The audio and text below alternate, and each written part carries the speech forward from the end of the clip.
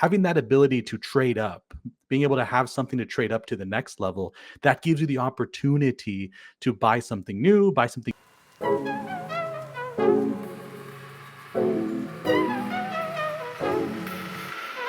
Hello and welcome everybody to the Housing Tips. It's the show where we talk about housing information, housing news, and everything in between. If any of that information sounds of interest to you, please consider subscribing. I'm your host, Eric, and joining me today is my co host, Jesse. How are you today, Jesse?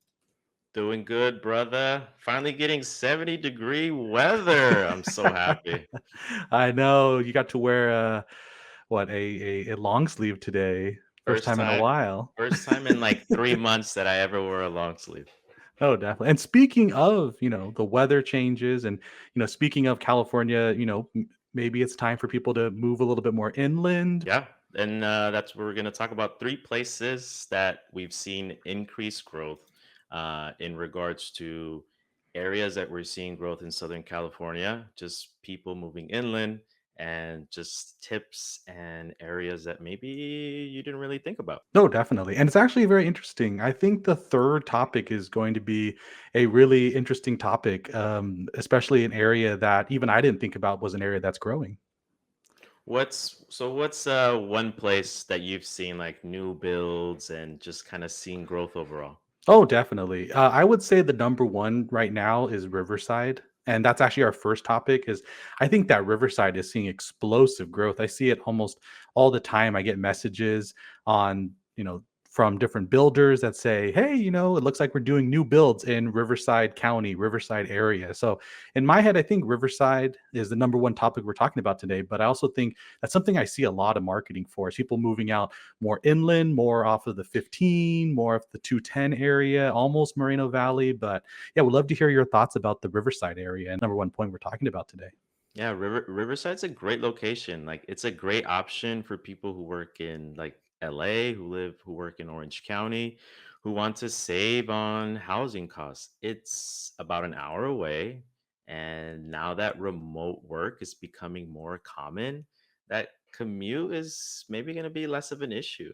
You know, like the coastal cities we talked about, limited space. Riverside has lots of room to really, you know, build and really increase that housing demand and still make it affordable. They've been trying to, revitalize just kind of urban areas, increasing that density without it being too much, and a lot of projects, a lot of cool community events and things that are like popping up in the city of Riverside. Oh, definitely. And as someone who spent a lot of time living in the Inland Empire, and we still do to a certain extent, at one point in time, Riverside used to be the place to be. It used to be where everyone bought their summer homes in, everyone bought their secondary homes in. And then over time, there was a shift in Riverside area turning, less desirable. But definitely with the colleges growing out there, it's becoming more and more sought after, especially with the prices of houses. Yeah, yeah. I mean, even myself, I lived borderline to Riverside. I was in Moreno Valley. I was in the sweet spot where it was like you cross the street, you're in Riverside. You cross the other street, you're in Moreno Valley. But it was not that long of a distance. And I think when people think of like it's far, I think it's depending on like your support system. Like, what are you referring it to? Like far from LA? Or far from your friends, from your family. But there was a lot of things to do. There was the malls, there was the same stores, the shopping centers, the similar things that you do with your day to day, and a good opportunity like for me to start out. And then now like having that leverage and ability to kind of see being closer to family or being closer to friends, which was our like most important thing. No, and I 100% agree with that. Is that sometimes you have to live in a more affordable area before upgrading into the next area. I know it's very interesting. There's actually one of the Shark Tank members, Barbara, always talks about this is that, hey, if you want that big house on top of the hill with the fancy driveway, with the nice view of the city, sometimes you have to start in a smaller house, a condo, a townhome. But then having that ability to trade up, being able to have something to trade up to the next level, that gives you the opportunity to buy something new, buy something bigger over time versus it's very difficult to go from having nothing or just renting and then going into that big house on top of the hill with the nice view, with the nice neighbors, with the nice landscaping everywhere and the private gated community. So it's definitely something to think about is going from a starter home and then moving your way up as you make more money, but also as the house appreciates in itself. Yeah, and Riverside has like a lot of like cute stuff throughout the year. I know, like I would go to the Festival of Lights during the holidays at the Mission Inn. It's That like super gorgeous. Like everything's decked out. People like late at night are just like walking through the streets. They have like the churro stands and hot chocolate and vendors, and like you're able to kind of like go through and like different excursions and things that you're able to do. And like right across they have their I forgot the actual name of it, but it's like the Grand Central Market in Los Angeles. And so so many different like eateries, so many different places that you can go to. It's, really a good place to kind of be at. No, and that's actually very interesting you brought that up. For people that aren't from the area, from the Inland Empire area, could you give it a little bit of explanation of what the Mission Inn Festival of Lights is? Yeah, the Mission Inn Festival, it's I believe it's called like the Festival of Lights. And it's like one of the largest like lights that they have. I think they've had it since like the 1990s, I believe.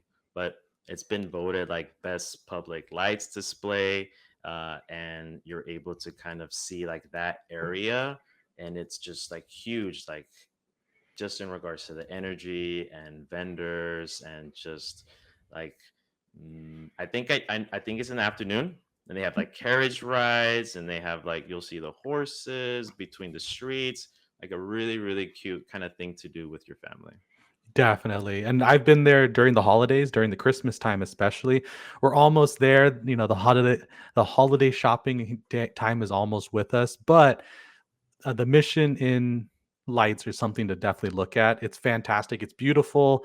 It's I think they set up over 10 million lights, maybe 20 million lights. It's beautiful and it's a great place to go. And the nighttime, like you said, across the street is the central market where you could get different types of foods as well. So that is something I've noticed substantially with the Riverside area is that they're growing, they're building more condos, they're building more luxury living, bigger houses, more single family houses. Since, like you said, with the Riverside area, there's also the ability to have urban sprawl, which in other cities, Orange County areas, LA County areas, it's kind of difficult because we have the San Gabriel Mountains right behind us.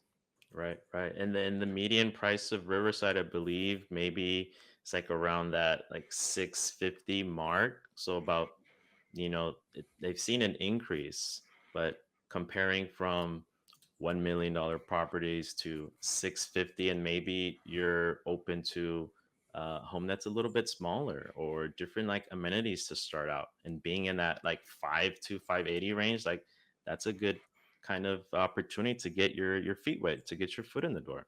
100%. Cannot agree with that more, Jesse. Now, changing the subject, doing a little bit of a hard subject change into our second location. What is our second location, Jesse? Second location is San Bernardino. What do you know about San Bernardino?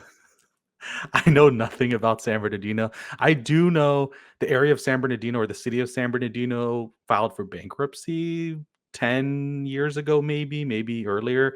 But that's pretty much all I know about San Bernardino. I know it's the next step after Fontana. All I know is it's a place you stop before going to Big Bear or going to the mountain areas. But I'll let you speak on this one because I know nothing else about San Bernardino besides that. Yeah, I think San Bernardino gets a little bit of a bad rep just in regards to like you saying, they filed for bankruptcy. I think it was in the past 10, 12 years. This perception also of like higher crime rates, just the economy being a little bit kind of slower. So that historically has kept home prices like lower than like other regions. And so like the city has a large inventory of like older homes, so that tends to be priced lower than the new developments. And many of these homes require repairs, requiring renovations. So that can contribute to affordability.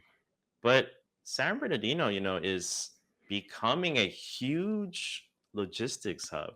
Its central location, it's, you know, near the 10, the 15, the 215. So it's seeing a lot of growth in warehouse distribution and logistics and providing employment to residents. And so they're really trying to revitalize and really improve its downtown, really improve its infrastructure. They're working on new housing developments, commercial projects, public spaces. When you start to see these efforts of like aiming to attract more businesses, more residents, that's already like that telling sign. Like we've said in previous videos, right? If there's a Costco spurring up, or if there's these, businesses that are spurring up in these cities, these are these telling signs of like, hey, in these next 5, 10, 15, 20 years of the demand and change that it's going to do. It's like, for example, think about Menifee. I think about Menifee as a huge example. 10, 15, 20 years ago, I don't think a lot of people would like talk about Menifee, right? Now it's gorgeous. They've really done really well in regards to development. You'll see beautiful homes, you'll see parks, you'll see, the retail, the commercial, the shopping centers, the golf courses. And now that demand and that push, that price is different. And so you see early on, hey, underdeveloped, or hey, they're starting to kind of work on things, that's a good sign to let me get in before it just booms. Yes, I can 100% agree. I always say 100%. I have to come up with a new 200%. catchphrase. 200% agree. But I will say another area that's just like that is the area of Eastvale. Eastvale, Mm, the Chino, the 15, where the 91 and the 15 are on that area. That part of Eastvale used to be just dairylands. It used to just be cow country. People didn't want to buy houses there, not because it wasn't a nice area or a safe area, but it yeah, just smelled like cow poop. And so no one wanted to buy houses there. But over time, exactly like you said, is since more development is happening, more jobs are being produced, more the ability to commute, telecommute, have a work from home job instead.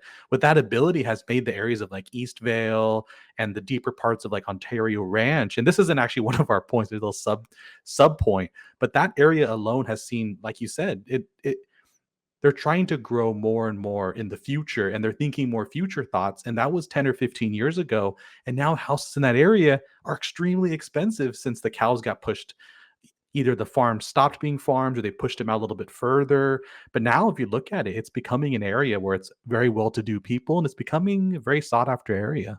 I know, poor cows, but Eastville, the city council, they've done really great. Just the growth that has happening, and they're still working on projects till this time. Like I know there's gonna be a new civic center that's gonna be built. So like city Interesting. hall, police station, library, like a plaza. I don't know if that's in a couple years. They're gonna also work on a downtown Eastville. So they're working on a Wow. commercial developer to do restaurants, shops, office space, and a hotel. There's going to be a Walmart supercenter. You know, Wow. So you're saying then to buy a house in Eastvale then, if you well, want to. Eastville already with the growth, and they're already planning these projects for 2025, 6, 7, 8. So you, for people to ask why did Eastville just blow up? We're already knowing of these developments, but I think sometimes it's catching it, getting that information, and getting in. No, I agree with what you're saying, because sometimes at the end of the day, and we've talked about this in other videos, we'll put it in the description below, but California is very much a moving train economy, moving train housing market, where sometimes if you don't jump into it, it's going to let you by, and it becomes very difficult to catch up to the train. But moving on to the train, just like a normal train moves forward, we're going to move forward into our third and final city. And what is that third and final city, Jesse? Third and final city is Lancaster. Tell me about Lancaster, Eric. I know even less about Lancaster than I did about San Bernardino. I know that Lancaster was more of like a farming area, it was more like dairy fields, but besides that, I will let you 100% speak on this one because I know nothing about Lancaster. I'm gonna need to like take you on some tours so you can see some properties in San Bernardino and in Lancaster. It's so much growth in all these areas, and I think people will, compare to past or what, previous generations know about, certain areas. Hey, I'm in the city of West Covina, and in the 90s that was not a sought out location. If you went out to West Covina during the 90s, it's cuz you got pushed out from the city, and even when my parents moved in 2005 in Walnut, they didn't have like the main shopping centers and areas, and that's grown significantly. But going back to Lancaster, a lot of flat undeveloped land, so it makes it easier to build, and so easier for like affordable homes, and so they have that larger supply. And so if there's more housing available than that demand, well, prices are going to stay a little bit lower. But same thing, the city's also focusing on new developments, affordable options. They have more flexibility with zoning laws. So they're trying to encourage residential development.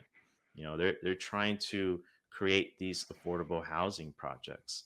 And Lancaster is beautiful. They're surrounded by natural beauty, the Antelope Valley, the Sierra Nevada mountains. And so hiking, biking, horseback riding, nearby parks and reserves. The city has a lot of like community activities. I've never gone, but I've heard of like their annual Poppy Festival.